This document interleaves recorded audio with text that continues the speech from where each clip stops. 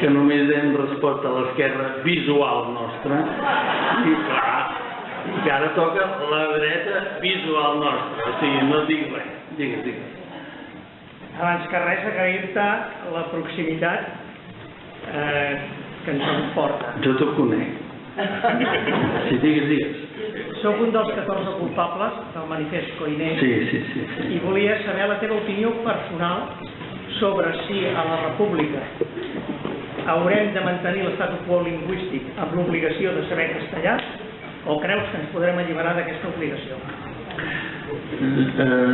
La pregunta concreta ara m'hauria de repensar. El que vull dir, m'agafa així de sorpresa. Deixa'm dir-te una cosa, tal com ho entenc jo, des de la meva ignorància, perquè per molts anys que hagi estat cantant només en català, jo no soc un sociolingüista, ni filòleg, ni res d'això.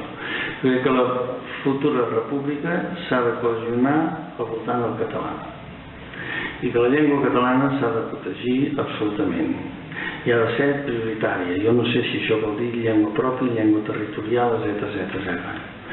Dit això, i que la llengua catalana sigui d'ús en tots els àmbits de la societat i protegit, la gent de llengua castellana ha de poder viure perfectament en aquest país sense que li falti cap dret lingüístic. Punt. Aquest és el meu pensament.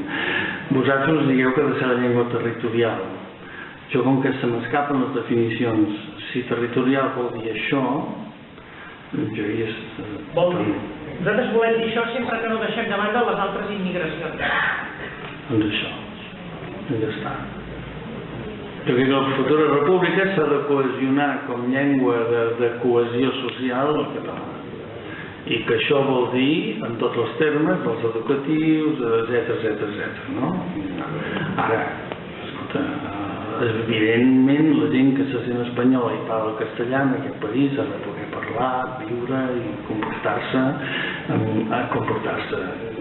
realitzar-se cívicament sense problemes de llengua. Això és el que penso. Per cert, bon l'heu armat, Això vol dir que potser era necessari. Sí, per favor. Un moment, per favor. Volia preguntar, la setmana passada va sortir la notícia que s'estava pensant la manera dels catalans de l'exterior comunicar.